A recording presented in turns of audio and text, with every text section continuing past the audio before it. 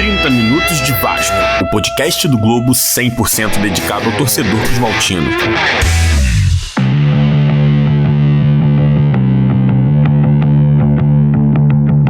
Olá, chegamos ao 13º 30 Minutos de Vasco, podcast semanal do Jornal Globo dedicado 100% ao torcedor cruzmaltino.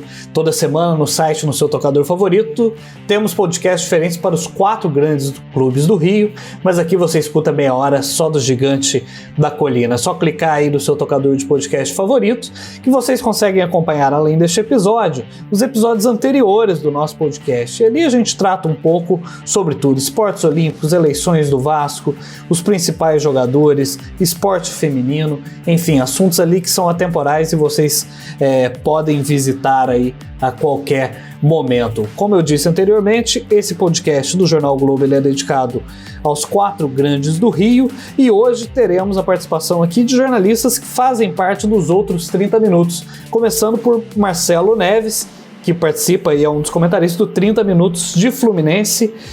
Tudo bem, Marcelo? Salve, Renan. Saudações cruzmaltinas. É um prazer estar aqui nesse grande crossover que o 30 Minutos me proporcionou. Muito bem, Marcelo Neves. É que a gente está fazendo esse crossover juntando aqui porque a gente vai fazer hoje um balanço dos clubes até aqui nesse primeiro turno de Brasileiro e o que esperar no retorno, e não só no Brasileiro, como o Vasco também. A gente está gravando esse podcast aqui na tarde de quinta-feira, dia seguinte da classificação do Vasco, a próxima fase da Sul-Americana. Então a gente vai tratar aqui um pouco do futuro. Quem está aqui comigo também é Vitor Seta. Tudo bem, Vitor? Né? Vamos falar de Vasco, que já teve dias melhores, mas segue aí numa possível trilha de voltar aos bons resultados. Tá certo, Vitor, muito obrigado. E quem tá sempre comigo aqui toda semana é Bruno Marinho, repórter setorista do Vasco dos jornais O Globo e Extra. Tudo bem, Marinho? Tudo bem, Renan. Um prazer aí mais uma vez a gente bater um papo. Um grande abraço aí também pro Marcelo Neves, camarada do podcast 30 Minutos de Fluminense. Eu gostei da referência dele, né, do crossover. Eu tinha pensado uma coisa mais musical, né? Featuring, tá ligado? Quando tem aquelas parcerias, Anitta com Lady Gaga com Beyoncé, então. Foi isso aí. A gente fez uma linha lá no podcast do Fluminense, agora o Marcelão tá retribuindo aí a gentileza e também, pô, um prazer falar de novo com o Vitor Seta, camarada, sabe tudo de Vasco da Gama. Que ótimo. Marinho, eu ia até te perguntar aí, a gente tá gravando esse podcast aqui no dia seguinte à classificação do Vasco na Sul-Americana, empatou em 0-0 com Caracas, né? Ganhou o primeiro jogo de 1-0 ali com o gol do Thiago Reis. Essa vitória e essa classificação, ela abre algum caminho, ela muda o horizonte do Vasco para a temporada? O que ela significa? E lembrando que a gente está agora no mês de novembro, o que ela significa aí para os próximos 4 meses do Vasco, que é o desfecho dessa temporada? Olha, eu acho que ela é muito importante em termos de autoestima, Renan, para começo de conversa, né? A gente viu a própria fala aí do Vitor, foi uma fala que mostrou bem o quanto que está o momento hoje do Vasco, né? A expectativa de quem acompanha o time é de que realmente a situação não é boa, porque pelo que se vê dentro de campo, né? As atuações não têm sido boas, o começo do trabalho do Ricardo Sapinto em termos de resultados não é lá grandes coisas, ele também, por sua vez, não teve tempo para trabalhar. E aí você tem ao menos uma classificação que abre uma expectativa de você ver os jogadores com ânimo renovado, você tem uma perspectiva de novamente ganhar uma premiação numa competição importante. Vai enfrentar agora o Defensa e Justiça da Argentina, um adversário que promete ser mais difícil do que foi o Caracas, mas que ainda assim tem uma perspectiva boa para o Vasco para seguir na competição. Enfim, eu acho que o principal ganho do Vasco com esse resultado foi em termos de autoestima para o restante da temporada. Ô Celta, essa vitória te animou? Eu te achei assim no início muito desanimado para quem está num dia seguinte a uma classificação às oitavas de final, né, da Sul-Americana. Por que você está tão baixo astral assim com o Vasco? O time caiu de rendimento, né? A gente não vê, mas não que o Vasco um grande time agressivo, um grande time que jogou para frente o ano todo, mas o rendimento claramente caiu, né, Renan? Você vê ali uma melhora, uma tentativa de um jogo mais rápido com o Ricardo Sapinto, mas, por outro lado, o time parece que perdeu muita qualidade de passe, perdeu muita qualidade de finalização, e a gente não vê mais um Vasco vibrante, um Vasco animador como a gente via no início do ano. Classificou com uma vitória simples de 1-0 e classificou agora com um empate fora de casa, uma situação complicada. Mas até pelo início de um trabalho de um novo técnico, a gente acaba tendo uma expectativa mais alta, né? Eu avalio o Vasco numa situação muito parecida com de técnicos estrangeiros que chegam, mas é complicado porque você tem o Flamengo, por exemplo, numa comparação de, além de ser um técnico estrangeiro, também ter tido uma passagem de um português recente. Então a gente fala muito do Domi, que o Domi não teve tempo para treinar, tem pouco tempo de trabalho. E eu olho pro Ricardo Sapinto e eu vejo uma situação parecida, só que com menos recursos que o Flamengo. Então eu não sei até que ponto é esse desempenho que não é dos melhores, que apesar das vitórias não tem agradado, é culpa do Ricardo Sapinto, é culpa dos jogadores, ou simplesmente da falta de treino, da falta de tempo.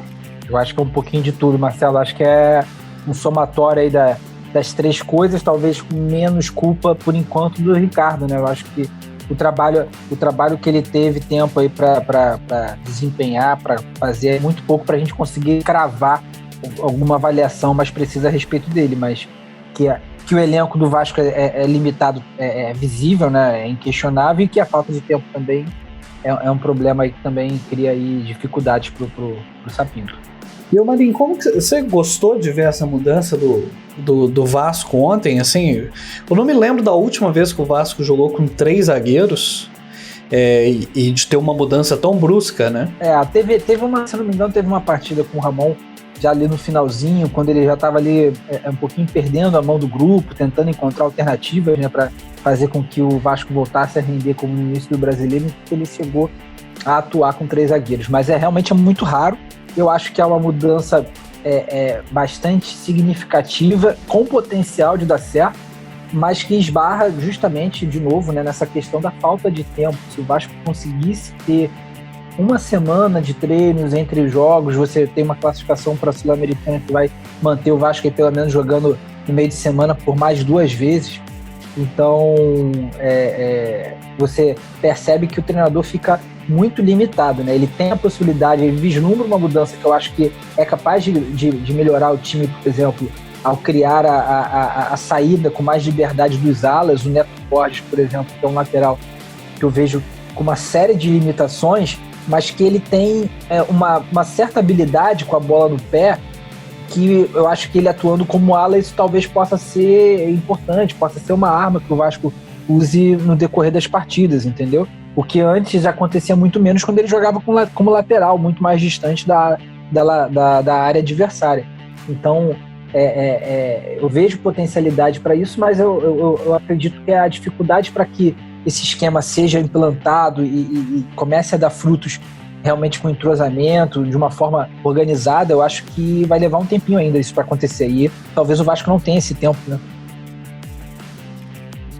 E não é só uma questão do posicionamento, são das peças também, né, Marinho? Porque mudaram alguns, igual você falou do Neto Borges, são alguns jogadores que mudou, né, com o time que o Ramon mandava a campo, e esse time que o Ricardo Sapinto tem usado, né? O Thales Magno já não é aquela figura tão presente, né, nas escalações igual que era com o Ramon, né? Então não é só a mudança do desenho tático, são das peças, né? Se você for pensar os reforços que chegaram, mais a mudança tática, talvez o Vasco aí vai começar o segundo turno tendo um time aí pelo menos 50% diferente. Você tem o Léo Matos, que pode ser o dono da lateral direita ou da ala direita. Você tem o Neto Borges tomando a vaga do Henrique. O Leonardo Gil, que já se transformou titular. Vai somando isso aí. É quase um time, é quase meio time. É quase um time. E a gente tá no mês de novembro, né? Assim, a temporada tá tão maluca que a gente tá pensando em construção de time no mês de novembro, né?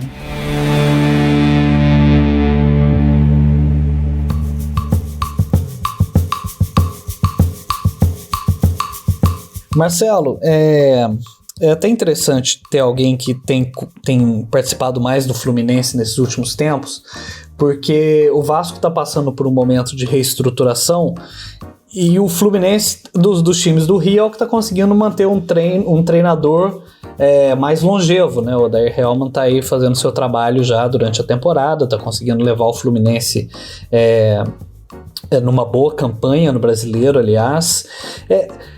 qual que é a diferença de você ter uma mudança de treinador, uma mudança de rota no meio de temporada?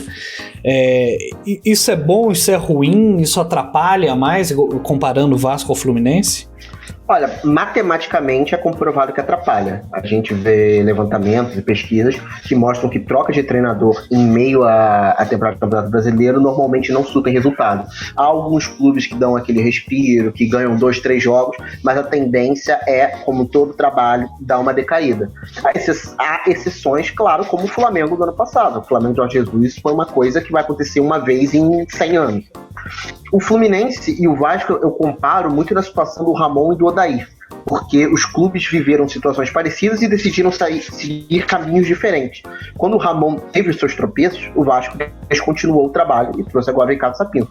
O Odair, ele já era pressionado pela torcida, ele nunca foi um xodó da torcida, e quando caiu na Copa do Brasil, era praticamente unânime que o Odair teria que ser demitido. O Mário Bittencourt bancou a permanência e agora colhe os frutos com ele no G4. Futebol é uma ciência, mas não tem muito mistério. Trabalhos a longo prazo tendem a ter resultados melhores. A questão é, treinadores, torcedores, dirigentes vão ter paciência para colher esses frutos? O Vasco já mostrou que não, o Fluminense mostrou que sim, e hoje eu vejo que essa foi a principal diferença de dois clubes na temporada. O Vasco perdeu peças, o Fluminense perdeu peças, o Fluminense precisou se reestruturar, perdeu Gilberto, perdeu Evanilson, que são jogadores de destaque, e mesmo assim confiou no trabalho do treinador e agora colhe os frutos.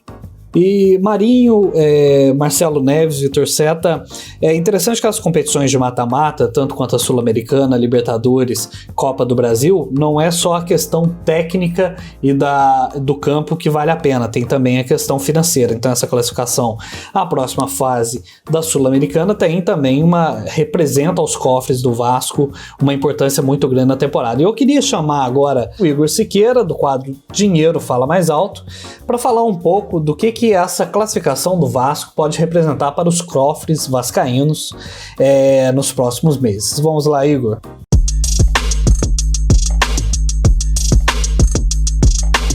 Olá, pessoal do 30 Minutos de Vasco. Bem, apesar da necessidade de concentrar esforços no retorno do Brasileirão para se afastar da zona de rebaixamento, é muito interessante que o Vasco engrene também na Sul-Americana. Por quê? Bom, dinheiro, claro. E também uma perspectiva de eventual título. Time que ganha atrai sócio torcedor, para começo de conversa. E o clube atualmente tem 113 mil sócios. Meses atrás, o número chegou a bater 175 mil, ou seja, precisa dar uma recuperada aí. Mas voltando ao dinheiro da Sul-Americana em si, a cota de participação em cada fase é paga em dólar por parte da Conmebol. E o câmbio favorece os clubes brasileiros, já que o real se desvalorizou frente à moeda americana. Ao chegar às oitavas de final, o Vasco assegurou mais 500 mil dólares no bolso, ou seja, 2,7 milhões de reais. Se passar para as quartas de final, virão mais 600 mil dólares, 3,2 milhões de reais. Isso é importante para que o clube alcance a meta da temporada de arrecadar 20 milhões em premiações, e aí contando todas as competições que disputa. Ficar lá embaixo na tabela do Brasileirão, convenhamos, não ajuda em nada nesse objetivo. Pelo menos uma notícia boa nessa semana foi o acordo do Vasco com o mercado Bitcoin, cuja marca vai ficar na barra traseira da camisa por 8 jogos.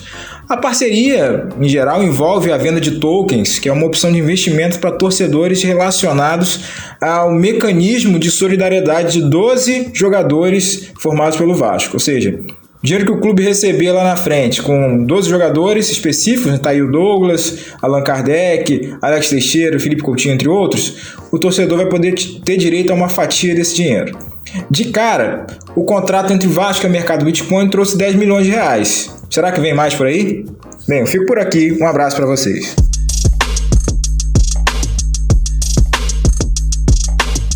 E Marinho, depois do Caracas, o Vasco enfrenta agora o Defensa e Justiça da Argentina, que também é um time que voltou, né, da Libertadores, assim como o Caracas, são times que foram eliminados na fase da Libertadores. Então o que a gente pode esperar aí ainda é um adversário muito difícil para o Vasco, né? Pois é, eu lembro, a gente teve um episódio passado que a gente vai ter um papo sobre o Caracas, é o que esperar, e a gente estava esperando um adversário difícil pelo fato de ter feito uma campanha bastante honesta na Libertadores, né, ter sido eliminado como terceiro do grupo perdendo o segundo lugar só pelo critério de desempate, de saldo de gols. Mas a gente acabou não vendo um adversário tão forte. Eu acho que a gente acabou vendo um Caracas que foi eliminado pelo Vasco muito mais pelas suas próprias deficiências do que por um mérito do Vasco, né? Do Vasco ter sido dominante nesses dois confrontos, enfim, não foi o que aconteceu. Em relação ao Defensa e Justiça, eu acho que, se a gente for pensar por essa lógica da Libertadores, de fato eu acho que é um adversário que pode ser difícil, pode até ser mais difícil do que o Caracas, mas eu, em vez de pensar na Libertadores, eu acho que a gente levar em consideração de ser um time argentino, eu acho que faz mais sentido. Eu acho que, enfim, a gente não precisa nem comparar a escola argentina com a escola venezuelana. É um time que tem uma experiência já de disputar essa competição, de disputar a Sul-Americana. Então, eu acho que, por tudo isso, a tendência é que o Vasco tenha mais dificuldades e tenho lá minhas dúvidas, inclusive, se o nível apresentado nos dois jogos contra o Caracas, se esse nível é suficiente para passar pelo Defensa e Justiça. Eu queria até ouvir do Vitor, né, que certamente acompanhou esses jogos aí do Vasco contra o Caracas, se ele também concorda comigo em relação a isso, se esse nível para passar das oitavas de final já é abaixo do que o Vasco precisa, e o que ele está achando desses novos reforços, né? Principalmente do Leonardo Gil, que ele chegou num dia, no outro dia treinou como titular, no terceiro dia foi titular e ganhou a posição, enfim, se tornou instantaneamente uma referência ali no time. O que você acha dele, Vitor? Marinho, certamente o Vasco vai ter que subir o nível das atuações se quiser passar pela Defensa. Como vocês falaram, é um time argentino, é um time acostumado a jogar competições internacionais, é um time que vem de uma longa e boa gestão do Becachete, que já não está mais no clube, mas que deixa uma cultura de competição, deixa uma cultura de pensar grande, se a gente falar em relação ao tamanho do Defensa e Justiça como um clube. E certamente é um adversário mais difícil que o Caracas, e o Vasco vai ter que elevar o nível, vai ter que apresentar melhorias tanto na frente quanto na armação de jogadas. Assim, contra o Caracas, até pela fragilidade do adversário, a gente não viu tanto no primeiro jogo com dois zagueiros, tanto nesse segundo jogo com três zagueiros, a gente não viu a defesa do Vasco sofrer grandes gols, sofrer grande pressão do Caracas. Agora, com um time de um nível mais elevado, com um adversário de um nível mais elevado, esse esquema do Sapinto vai ser posto um pouco mais à prova. E sobre as contratações, eu acho que o Léo Matos é uma adição quase imprescindível para esse time. O Léo Matos e um lateral direito em geral. O Vasco tinha muitos problemas na lateral direita. O Pikachu, que foi titular incontestável ali no setor por tanto tempo, caiu muito de nível nessa temporada, não estava conseguindo repetir as atuações. O Caio Tenório é muito jovem, um garoto, entrou na pressão, também não conseguiu dar conta do recado ali. Então, a chegada de um cara experiente, a chegada de um cara que consiga dar conta do recado ali no setor é essencial para esse time se manter como estrutura até o fim dessa temporada. Mas você citou o Leonardo Gil, e eu acho que, para mim, ele é, por enquanto, a contratação mais certeira assim, para essa equipe, porque a gente vê ali o Andrei, que é titular quase indiscutível nesse meio do Vasco, muito sobrecarregado com marcação e saída de bola. Tanto o Ramon quanto o Sapinto alternam ele ali entre mais à frente dos zagueiros ou mais solto, porque o cara faz as duas funções.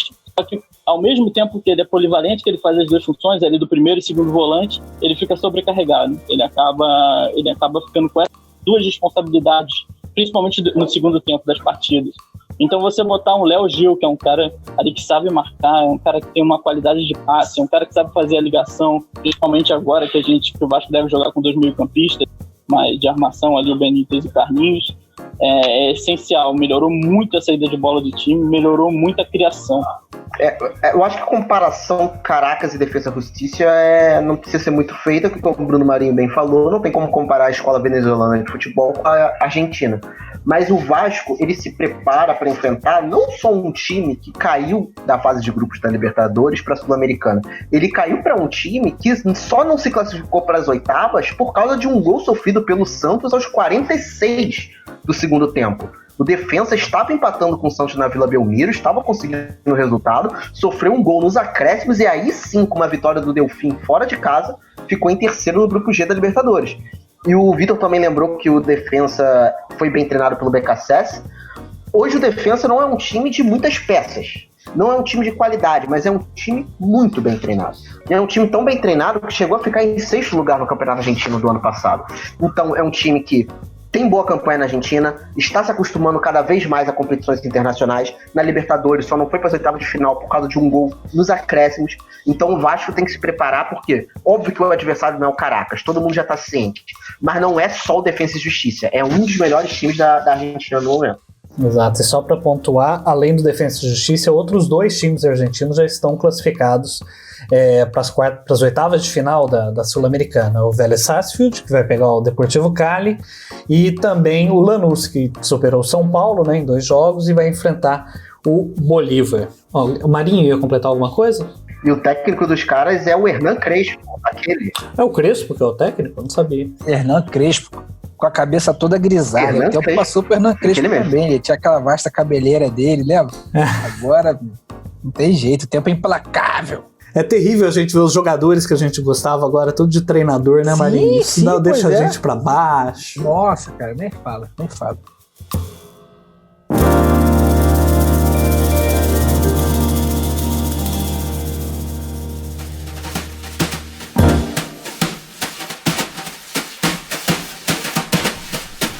Então vamos lá, gente, vamos entrar aqui agora já na reta final do nosso podcast e vamos conversar um pouco sobre um assunto que tem sido uma pulga atrás da orelha do torcedor vascaíno. No começo de temporada ali, naquela sequência com o Ramon Menezes, o time aí até vislumbrou uma vaga ali entre os 6 primeiros do Brasileiro, mas com uma sequência muito ruim, acabou caindo, e a zona de rebaixamento hoje é uma preocupação muito clara pro Vasco da Gama. A gente está gravando esse podcast aqui numa quinta-feira. O Vasco ele é o 16º colocado do Brasileiro com 19 pontos, com a mesma pontuação de 2 times que estão na zona de rebaixamento, o Curitiba e o Bragantino.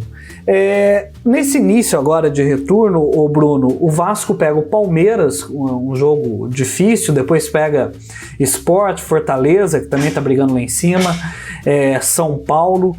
Esse início de retorno de brasileiro, já é possível a gente imaginar o Vasco ganhando pelo menos um fôlego para não ficar dentro dos 4 da zona de rebaixamento?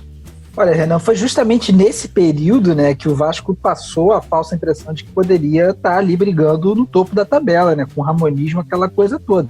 Foi uma junção ali de um encaixe momentâneo do time, né, que rapidamente se perdeu, mas também de uma sequência de jogos contra adversários que o Vasco encaixou, né, que o Vasco ali conseguiu emplacar uma sequência de pontos boa para dar um fôlego bacana para o restante do campeonato, um fôlego esse que já perdeu, né, de passagem. Então eu acho que o Vasco passando por esse jogo contra o Palmeiras, um jogo difícil, né, que vai ser aí marcando o começo, né, do segundo turno, fazendo também as 2 partidas que ele tem a menos do que a grande maioria dos outros times, né, vale destacar também, né, o Vasco é 16º, mas tem 17 jogos, enquanto a grande maioria dos times hoje, né, quando a gente grava esse podcast, tem 19 jogos, então isso também faz diferença. Eu acho que essas 2 coisas aí, esses 2 jogos que faltam, mais essa sequência, eu acho que é possível sim a gente imaginar que o Vasco deu uma respirada. Não estamos falando aqui de novo de um novo ramonismo, de um sapintismo e tal, não estamos falando disso. Eu acho que assim, de imaginar que o Vasco consiga aí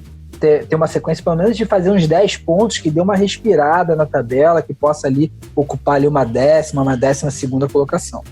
Vitor Seta. Eu acho que mais do que pontuar, mais do que sair imediatamente da zona de rebaixamento, o foco do Vasco tem que ser recuperar a confiança. A bola não entra, não é só azar porque a bola não entra, é confiança, vitória traz vitória. Então, começar pelo menos com um resultado bom contra o Palmeiras, uma boa atuação, vai elevar a confiança do time, vai proporcionar atuações mais leves, atuações que os jogadores entrem com a cabeça menos cheia. para conseguir pontuar aí nessa sequência de jogos que é complicado. Vamos lá, Marcelo Neves. Eu acho que a minha palavra para esse segundo turno do Vasco é paciência. Tenham paciência para tudo. Eu sei que é difícil num ano eleitoral tão conturbado, mas paciência com o Ricardo Sapinto, paciência com os jogadores, paciência com os tropeços que inevitavelmente vão ocorrer, porque na situação que o Vasco está, desespero agora é basicamente cumprir mais um dos mandamentos do manual do rebaixamento. Então, o Vasco não é das piores equipes que está disputando o Z4, o Vasco tem potencial para escapar até com certa tranquilidade, mas precisa de paciência. Então, vamos com calma que o Vasco consegue escapar dela.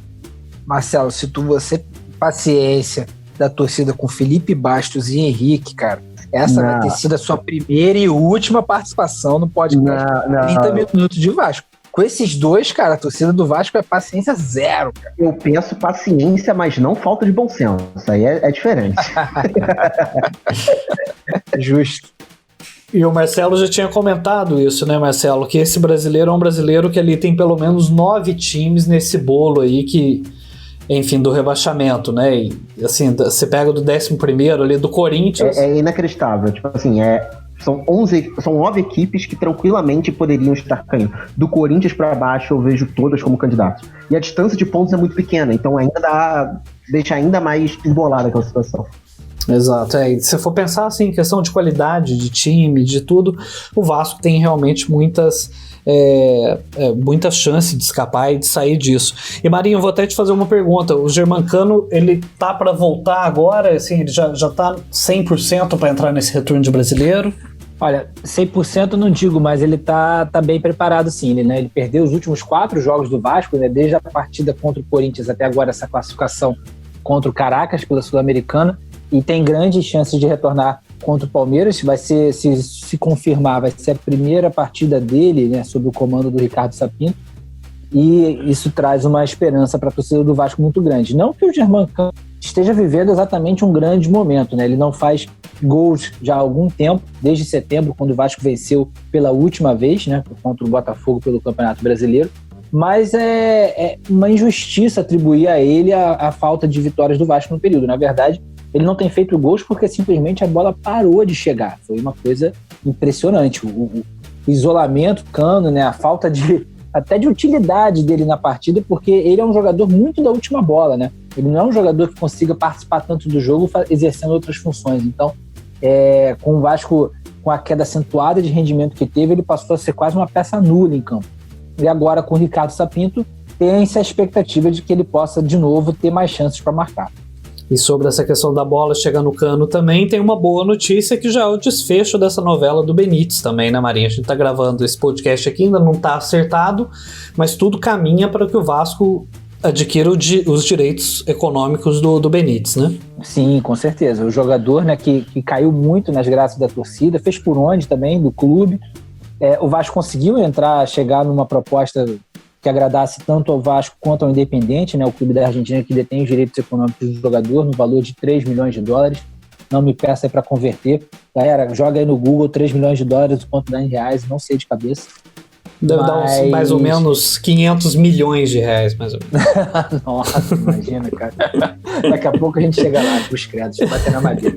Mas então, o Vasco tem essa possibilidade de fazer esse pagamento, agora tá na etapa final, que é justamente você conseguir angariar fundos, recursos, garantias financeiras para apresentar o Independente e aí assim fechar o negócio.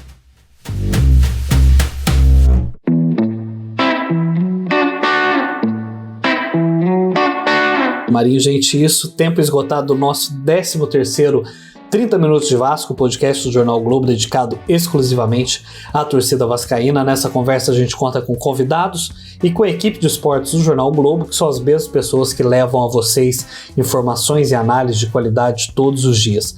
Lembrando, sempre nos envie perguntas e sugestões usando a hashtag 30 Minutos Vasco, que vocês sempre nos ajuda a manter esse debate qualificado, que está presente aí no seu tocador de podcast favoritos. Vocês podem nos acompanhar aí neste e nos 12 episódios anteriores. Vitor Seta, muito obrigado pela sua participação. Valeu, Renan. Um abraço pro Bruno, um abraço, Marcelo. Tá certo, muito obrigado, Vitor. Marcelo Neves, muito obrigado. O pessoal te ouve também no 30 Minutos de Fluminense, né? Valeu, Renan, valeu, Marinho, valeu, Seta. Dá uma conferida lá, depois que ouviu esse, corre lá, ouve do Fluminense, depois ouve do Flamengo, depois ouve do Botafogo. Todos estão muito bons. E minha mensagem final é que o Campeonato Brasileiro não é um torneio que os 16 melhores ficam na Série A, é o torneio que os 4 piores caem. Então, não é você necessariamente ser o melhor time, é você errar menos. E o Vasco tem condição de errar menos, de errar pouco. Se isso serve como um otimismo ou como um pouco pessimismo, vocês que interpretam. Mas eu acho que o Vasco tem condição, sim, de superar essa fase, de voltar ao caminho vitorioso, e eu confio no trabalho de Ricardo Sapinto. Só dá tempo pro cara. Tá certo, muito obrigado. E Marinho, muito obrigado e boa sorte no Vasco, tanto na Sul-Americana quanto nesse retorno de brasileiro, né? Com certeza, vamos aí estar acompanhando na expectativa aí de que os resultados possam aparecer como a torcida do Vasco espera. Então tá certo, gente. A edição deste podcast é de Matheus Corrêa, coordenação de Roberto Maltic e Thales Machado. Um abraço, tchau. 30 Minutos de Vasco, o podcast do Globo 100% dedicado ao torcedor cruzmaltino.